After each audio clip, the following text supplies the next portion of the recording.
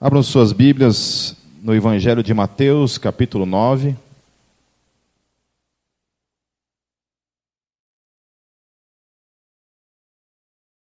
Dando continuidade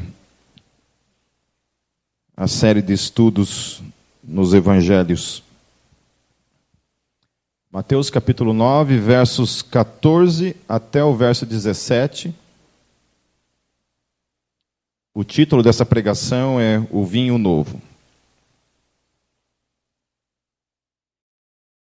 Eu sempre penso que absolutamente tudo que há na Bíblia tem um propósito de nos ensinar algumas coisas. Às vezes tem textos assim que a gente olha e fala, nossa, mas para que eu tenho a aprender com isso, né? Alguns textos falavam com aquele momento em que Jesus estava vivendo e Jesus precisava ensiná-los acerca desse novo tempo que estava chegando ali, naquele povo que tinha uma religião que já havia, durante milênios, conservado essa sua religião, e agora Jesus está trazendo algo absolutamente novo para eles.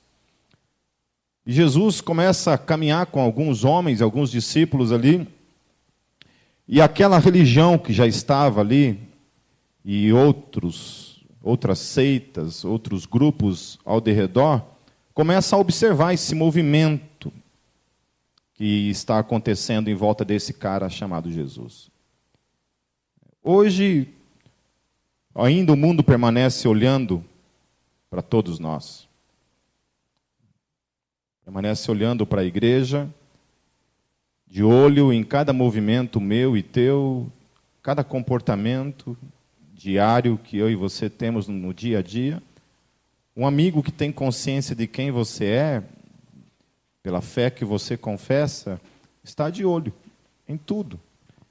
Então, quantas vezes a gente decepciona, né, essas pessoas que olham para nós e às vezes esperam um certo comportamento da gente e que a gente às vezes acaba não suprindo dentro disso. Ou às vezes não é nem suprindo, às vezes tem pessoas que estão apenas esperando realmente isso para dar de dedo na tua cara e dizer, realmente, vocês são uma farsa. E não era diferente com Jesus, de alguma forma aqueles homens procuravam em Jesus alguma coisa para renunciar à autoridade de Jesus, para renunciar a esse algo novo que ele estava trazendo. E aí alguns discípulos de João Batista começam a olhar para esse comportamento e achar algumas coisas estranhas. E não somente eles, mas também fariseus, homens religiosos, olham para aquela nova seita que estava surgindo, aquela nova ameaça que estava surgindo para com eles, e começa a estabelecer que esses caras precisam ter um padrão. E esse padrão dizia respeito ao jejum. E aí eles chegam lá no versículo 14 e dizem assim, então os discípulos de João vieram perguntar-lhe, por que nós e os fariseus jejuamos, mas os teus discípulos não? Por que que isso acontece com a gente e isso não acontece com vocês? Então os fariseus, por exemplo, eles jejuavam semanalmente 2 dias. Segunda-feira e quinta-feira eram os 2 dias que eles jejuavam. Então isso era uma prática deles. E uma prática que não está sendo observada agora na vida de Jesus e dos seus discípulos. Havia, de certa forma, também uma busca de tentar entender como é que era possível, como é que esse homem estabelece uma nova espiritualidade sem observar essas coisas. Havia essa curiosidade neles, olhando para eles e tentando entender. Eu tenho um amigo que até hoje ele não entendeu a fé cristã. Sempre quando a gente tem algum tipo de conversa, ele há 20 anos ou mais, ele sempre se utiliza do mesmo argumento e ele resume o cristianismo em 2 coisas unicamente. Sempre é assim. Segundo ele já frequentou algumas igrejas, segundo ele já conhece o cristianismo, mas daí quando ele resume o cristianismo somente a isso, eu entendo então que ele não conhece nada. O conhecimento que ele tem acerca da fé é nada da nossa fé. Ele resume a fé cristã em aceitar Jesus e ser batizado. Ponto. Daí ele fala, é só isso. Então ele tira com a minha cara e acha que o cristianismo se resume nisso. Na verdade, de certa forma, é a porta de entrada, realmente. Você crer e você ser batizado. É a porta de entrada para isso. Só que a implicação que essas duas coisas envolvem na nossa vida, a dimensão disso, que é o que precisa ser olhado mais de perto, e ele provavelmente não tem nenhum tipo de conhecimento assim, dessa forma, acerca disso. Então sempre foi dessa forma, e agora chega Jesus e oferece um novo padrão de espiritualidade, cujo jejum não está mais na devida importância.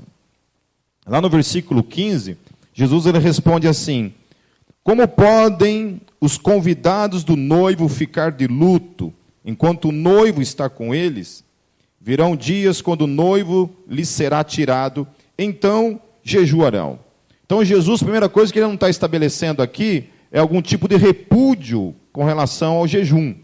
O jejum é parte da história dos místicos, da história da igreja, e até mesmo fora dela. Não é somente a igreja, somente a fé cristã, que tem a prática do jejum como um tipo de disciplina espiritual. Isso aí você vai encontrar em outras religiões também, não somente no cristianismo. Mas jejum, Jesus, então, ele diz que aquilo ali não é necessariamente o que ele está renunciando. Ele está dizendo que aquele momento ali não era o momento de jejuar, mas viriam dias em que eles teriam que jejuar, quando o noivo seria tirado. Essa visão, então, de que ele tem, de que enquanto está havendo o casamento é festa. Então, casamento não é lugar de luto, apesar que o noivo casa de preto, né? Então, mas casamento não é lugar de luto, casamento é um lugar de alegria.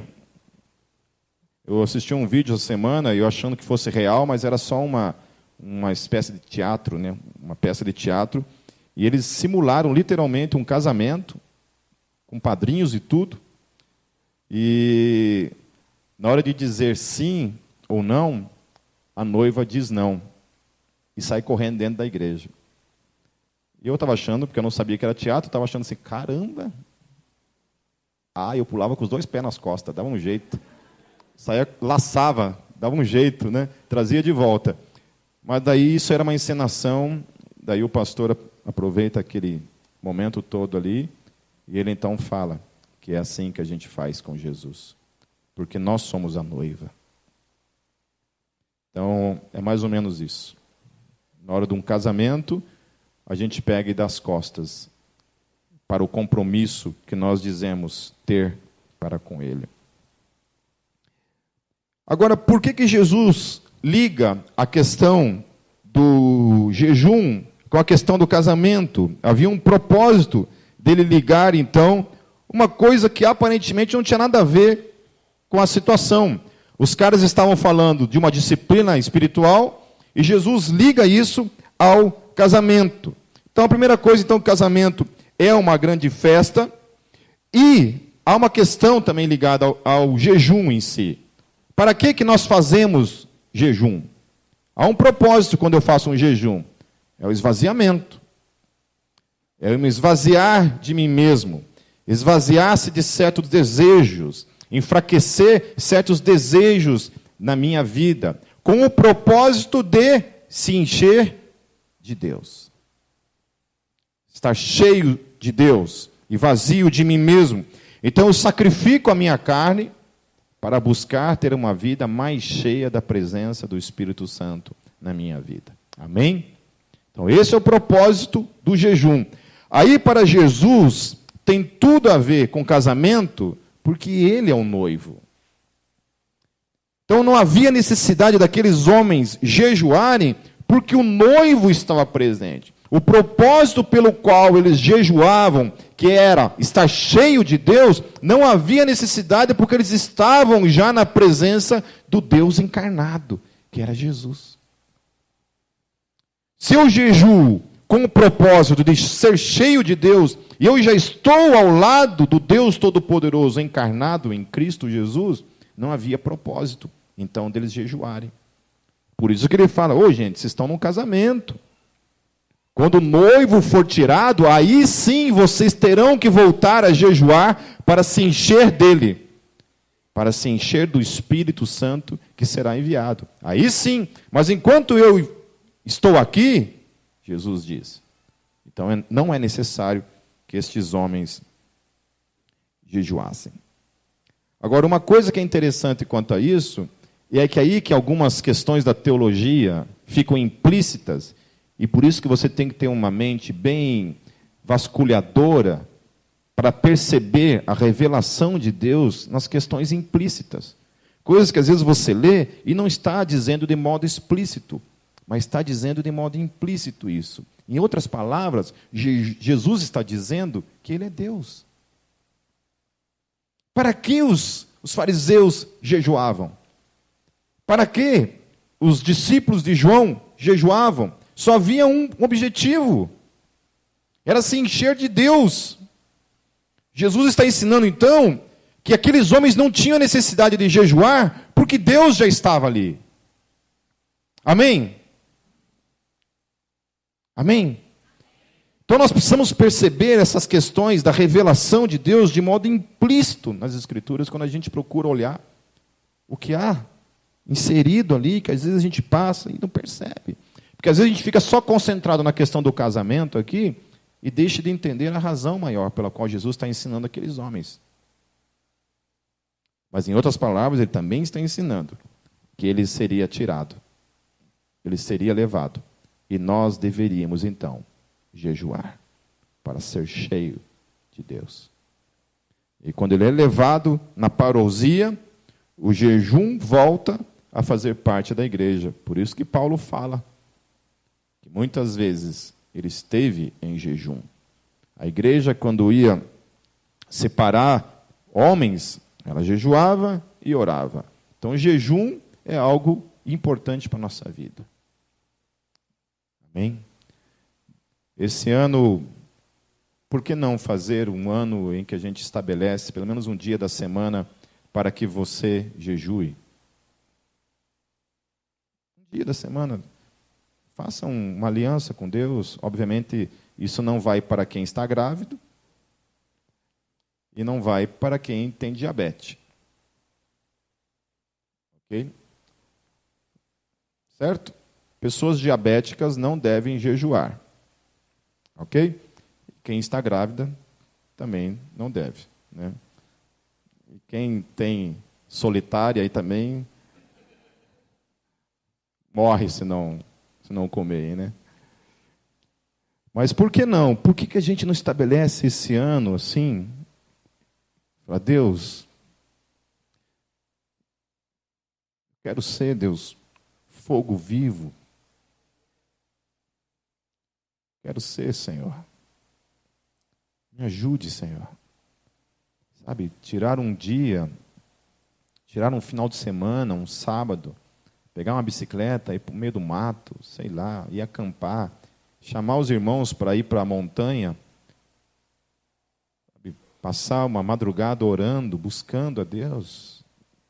Meus queridos, entenda uma coisa, não esperem por essa igreja para que somente ela te dê as oportunidades para que você cresça na sua fé, na sua busca, na sua intimidade com Deus. Me converti com 18 aninhos, numa igreja que não orava, que orava muito pouco, muito pouco. E eu queria orar. Se eu tivesse fixado nisso e esperado que a minha igreja fizesse movimentações para que eu tivesse oportunidades de orar e buscar, eu não sei nem se eu estaria na fé. Mas aquela fome, aquela busca me impulsionava a dar um jeito. Aí assim, se minha igreja não orava, eu conhecia uma igreja que orava. Eu ia para essa igreja, toda sexta-feira eles faziam campanha no monte.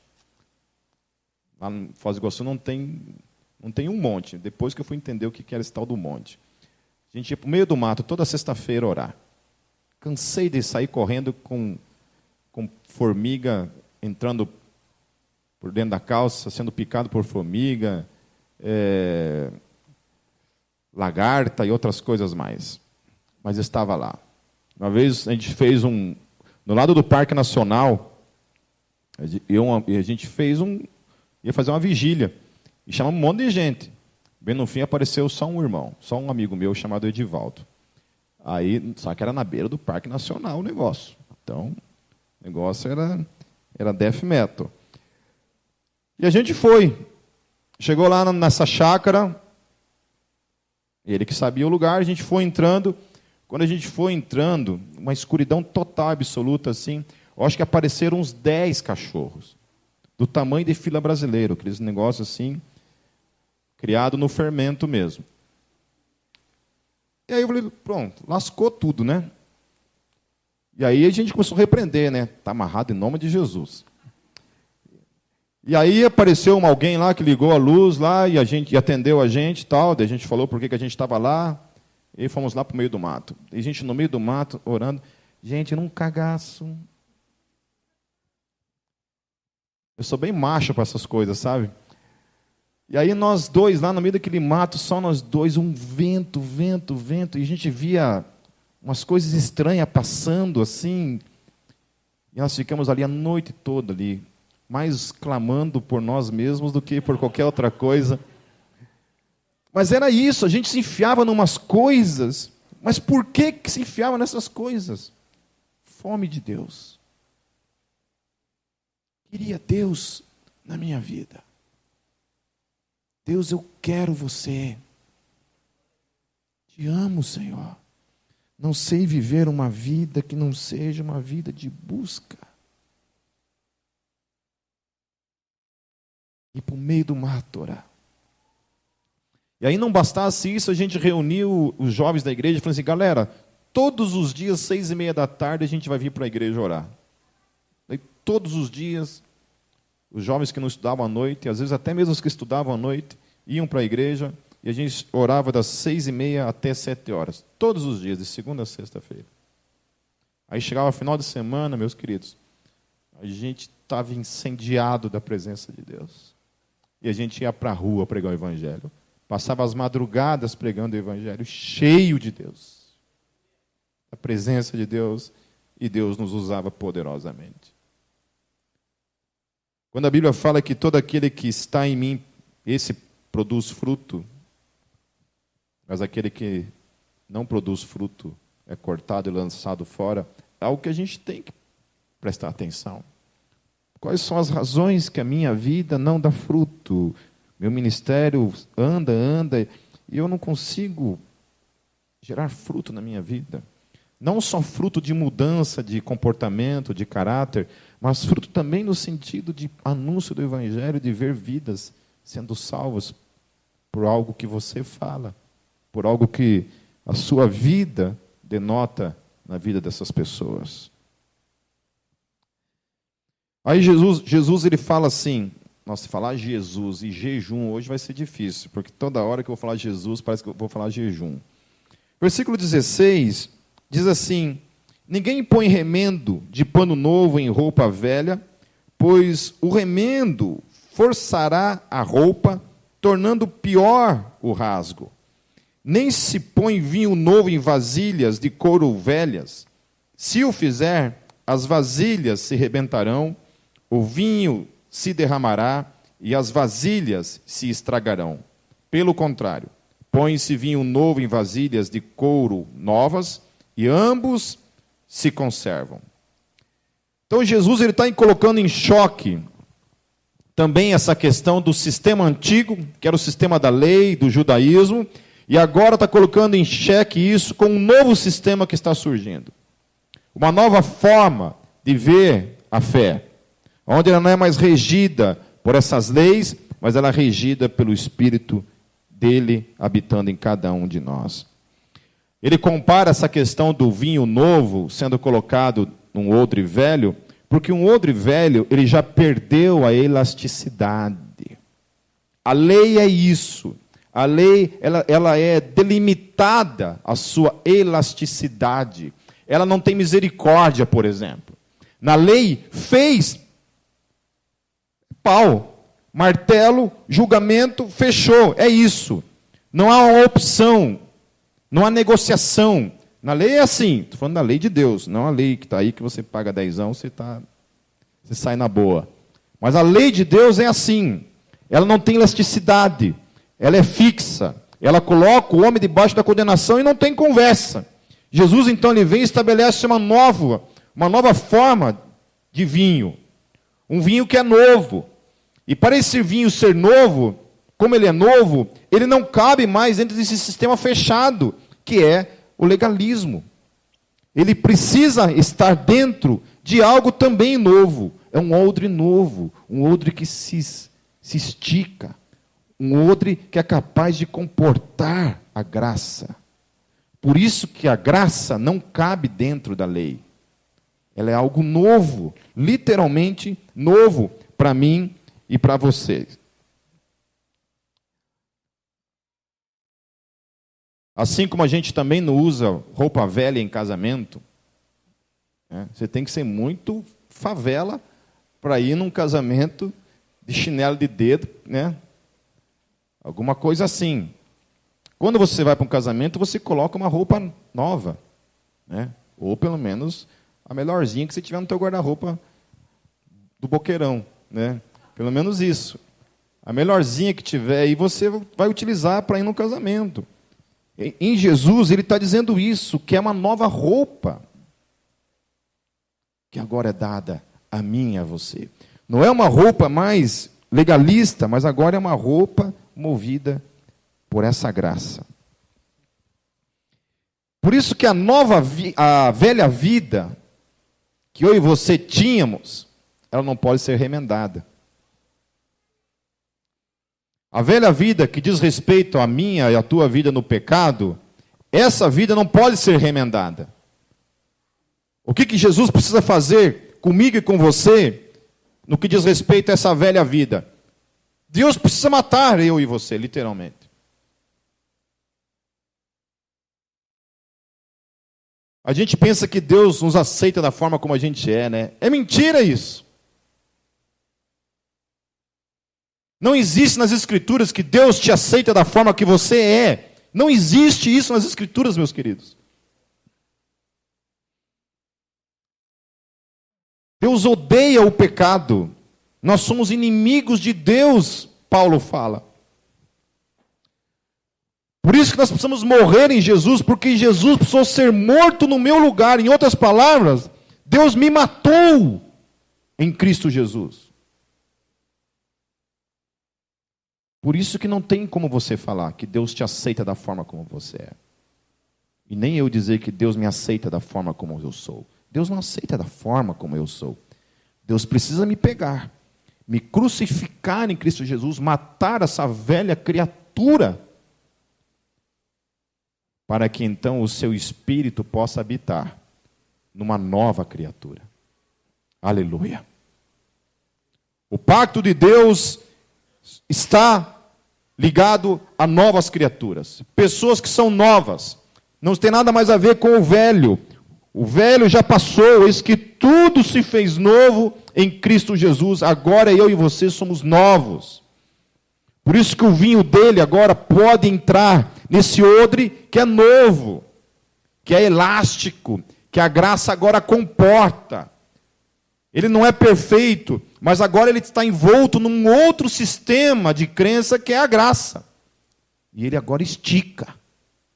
E o vinho é novo, e ele fermenta. Ele vai te trazendo nova vida, e você incha.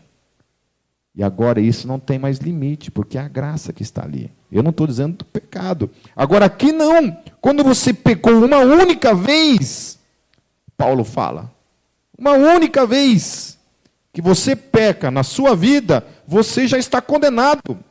Por mais que eu e você não façamos todas as outras coisas que Deus proíbe na palavra. Basta uma única coisa, um único erro, meu e teu, durante toda a nossa vida, para que eu seja culpado por tudo. Esse é o engano do mundo. O mundo pensa assim, eu não mato, eu não roubo. Ele pensa assim. Mas um dia ele xingou alguém no trânsito lá. Um dia ele tratou mal a esposa dele. Um dia ele falou mal de alguém pelas costas. Em um momento na vida dele, ele pisou na bola. E aí, diante de Deus, esse único pecado durante toda a sua vida o tornou culpado por todas as outras coisas que ele deixou de fazer. Na graça não. Na graça é o contrário. Agora, como essa criatura é nova, ela possui um novo Espírito, que é o Espírito Santo na vida dele, e agora essa pessoa é cheia desse vinho, que é a alegria de Deus na vida dele, a presença santa de Deus, e o vinho tem muito a ver também com o sangue de Jesus, que está ali presente na vida dele. Agora não, ele está na dimensão da graça, e agora a graça o envolve, e agora ele erra, mas a graça está sobre ele, e o faz se arrepender, o leva ao arrependimento, e assim ele permanece caminhando. Eu acho tremendo o que diz lá em Apocalipse 19, abram suas Bíblias em Apocalipse 19.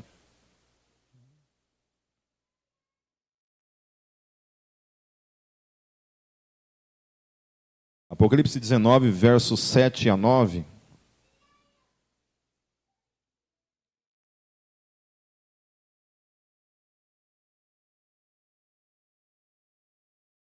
Apocalipse 19, versos 7 a 9.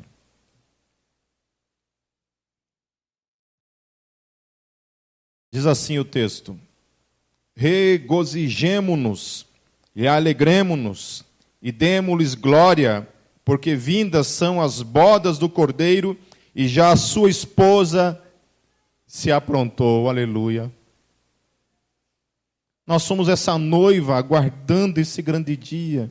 E somente aqueles que receberam essa nova vida, que se tornaram esses odres novos, que são cheios desse vinho novo, que não andam mais com a roupa velha, porque antes nós andávamos com uma roupa velha, uma roupa que não era permitida estar na presença do rei, e agora o rei te deu uma nova vestimenta, e essas vestimentas elas são brancas, puras, aleluia. Quando Deus olha para mim e para você, meus queridos, por causa do sangue de Jesus que está sobre mim e você, Ele vê eu e você como pessoas santas, puras, sem pecado, não por causa de mim, por causa de você, mas por causa do sangue precioso do Senhor Jesus Cristo, que está sobre mim e sobre você, aleluia. Os filhos de Deus, quando caminham sobre a face da terra, não carregam culpa, não diante de Deus. Talvez carregam culpa para consigo mesmos, mas uma vez que vão para a presença do Rei, e fala: Senhor, me perdoe pelo que eu fiz. O Senhor Jesus fala assim: a minha graça já está aí para isso.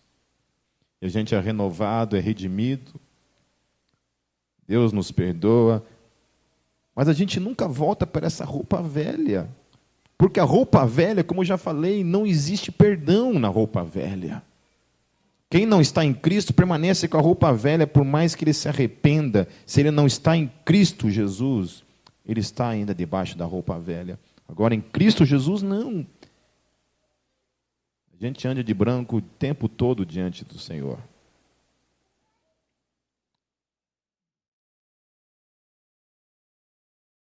O que você quer, Gabriel? Ignore, rapaz. Continuando, diz assim: e foi-lhe dado que se vestisse de linho fino, puro e resplandecente, porque o linho fino são as justiças dos santos. E disse-me: escreve, bem-aventurados aqueles que são chamados à ceia das bodas do Cordeiro.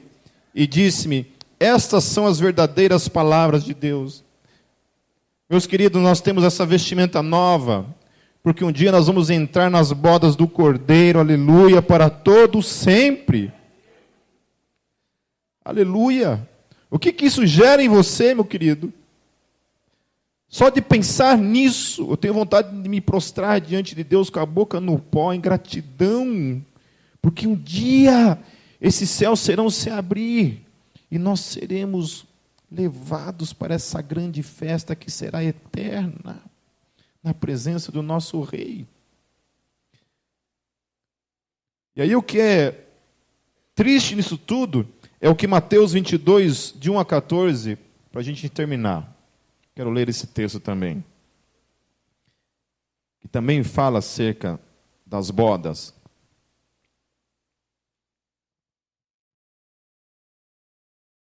Mateus 22, versos 1, diz assim, em diante. Então Jesus, tomando a palavra, tornou a falar-lhes em parábolas, dizendo: o reino dos céus é semelhante a um certo rei que celebrou as bodas de seu filho. E enviou os seus servos a chamar os convidados para as bodas, e estes não quiseram vir. Depois enviou outros servos, dizendo: dizei aos convidados: eis que tenho o meu jantar preparado, os meus bois e cevadas já mortos, e tudo já pronto, vinde às bodas. Eles, porém, não fazendo caso, foram um para o seu campo, outro para o seu negócio, e os outros, apoderando-se dos servos, os ultrajaram e mataram. Eu fico pensando que isso daqui, muitas vezes, a gente está pensando em pessoas que renunciam à salvação, né? A gente pensa assim, esses aqui são os caras que a gente apresenta o evangelho e dão as costas. Meus queridos, isso daqui também está falando de gente que está dentro. E a atitude de dar as costas para Jesus é a mesma. Quando a gente não busca desenvolver a nossa salvação, tornar a nossa salvação numa vida de praticidade, de busca diária, de serviço, de participar dessa festa genuinamente, viver a implicação de ser realmente essa nova criatura, nós estamos vivendo como essas pessoas, que é o ateísmo dentro da igreja, onde a gente confessa uma coisa, mas a nossa vida nega ele o tempo todo. Versículo 7. E o rei, tendo notícia disto, encolerizou-se e, enviando os seus exércitos, destruiu aqueles homicidas e incendiou a sua cidade. Então diz aos servos: as bodas, na verdade, estão preparadas, mas os convidados não eram dignos. Eu tenho muito medo disso. Eu tenho muito medo de ser enganado por mim mesmo. Meus queridos, eu estou na fé já há 26 anos, vai fazer agora em fevereiro. O que eu já vi de gente começando assim, a 1000, servindo, amando a Deus apaixonadamente, e vai ficando pelo caminho. Começa com coisas imperceptíveis. Começa deixando de orar. Começa deixando de ler a Bíblia. Aí ele começa deixando de vir na igreja. Aí ele larga ministério. Antes disso ele já larga o ministério. Ele deixa de vir na igreja. Aí ele aceita para a vida dele aquela idiotice de que você pode ser cristão, você pode ser crente sem estar na igreja. Só na sua casa, sem ter comunhão com ninguém. E aí ele morre, em definitivo. A coisa mais triste que tem na minha vida é quando às vezes eu volto na minha antiga igreja, onde eu morava, e eu começo a perguntar das pessoas, que eu chego lá, não vejo mais ninguém lá. Falei: fulano, virou tranqueira. E o outro fulano? Está sem igreja. E o outro fulano? Também está sem igreja. E o outro fulano? Apostatou. E o outro? Está no mundo. É triste isso.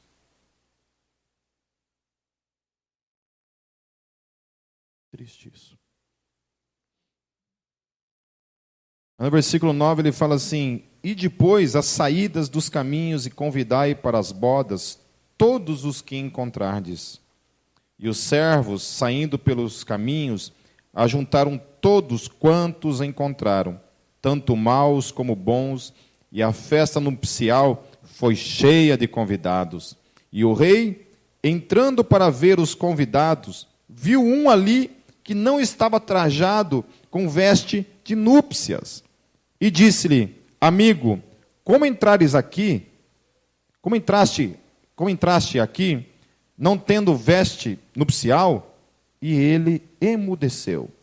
Disse então o rei aos servos: amarrai-o de pés e mãos, levai-o e lançai-o nas trevas exteriores, ali haverá pranto e ranger de dentes, porque muitos são chamados, mas poucos escolhidos.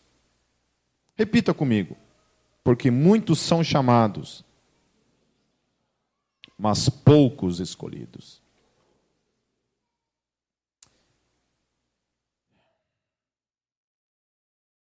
Chamado é isso. Quando te apresenta a salvação, a gente entende, aceita, recebe aquilo, começa a caminhar,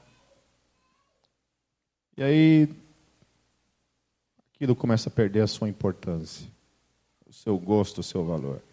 É igual casamento, né? Conversei com uma pessoa lá em São Paulo essa semana. O casamento acabou há um tempo atrás. E perguntei para essa pessoa: o que aconteceu? O que aconteceu? Ela começou a chorar e falou: não sei, Pipe. Não sei. Quando eu vi, eu não amava mais. Quando eu vi, eu não queria mais. Mas, poxa, quem olhava vocês jamais diria algo assim. E ela chorava cada vez mais.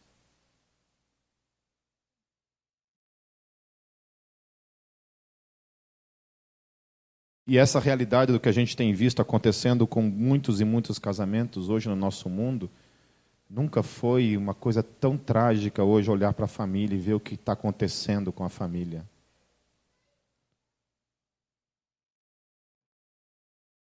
Família está virando coisa descartável, né? Há um bom tempo isso tem cada vez piorado, cada vez mais e mais. E aí não somente a família, mas isso também tem tomado conta da fé.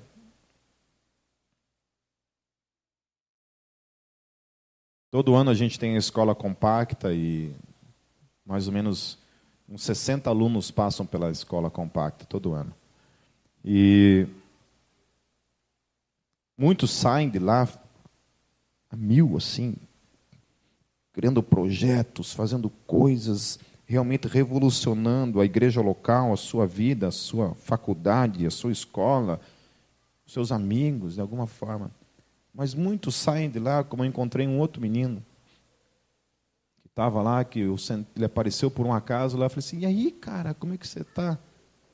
Então, faz 2 anos, Pipe, que eu estou sem igreja. Falei: cara, mas você era o cara que queria fazer. Pois é.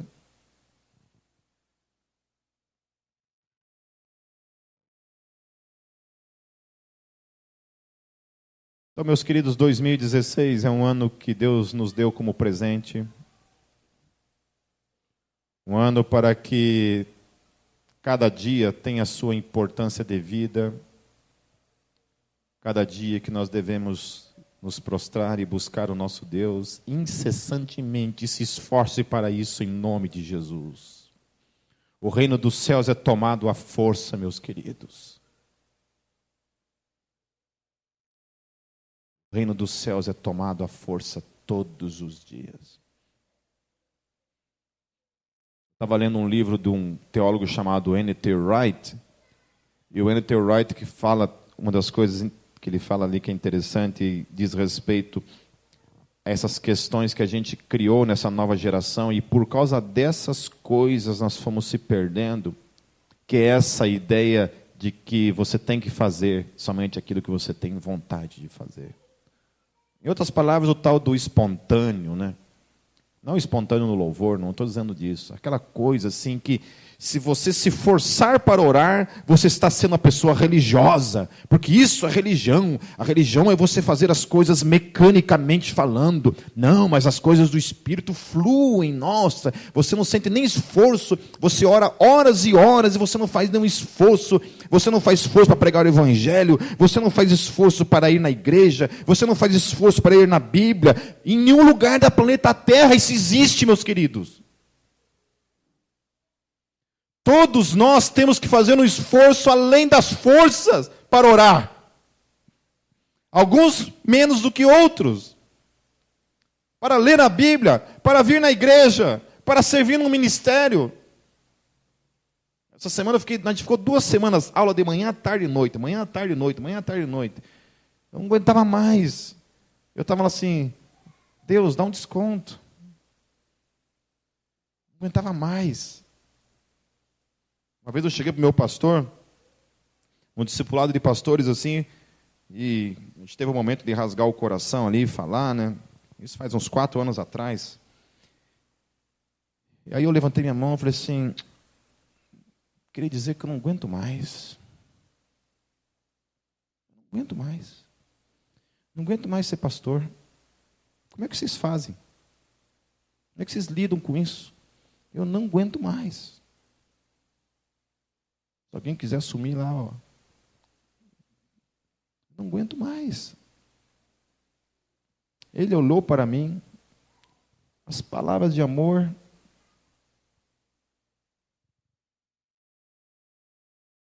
Tem muita lenha para queimar ainda. Falei, como muita lenha? Já acabou. Você aguenta. Você aguenta. Vai em frente. Hombridade, meus queridos, é isso. Ser homem e ser mulher é isso. É você ir além quando você não quer mais. Entender que quando você recebe essa nova vestimenta e esse vinho novo, isso não é nos dado para nós mesmos. Isso é para nos colocar numa posição aonde finalmente, por causa dessa posição, nós podemos então caminhar na presença do Rei. Mas permanecer na presença do Rei é uma busca, é um esforço diário meu e teu. Porque muitos são chamados, mas poucos são escolhidos. Vamos fechar nossos olhos.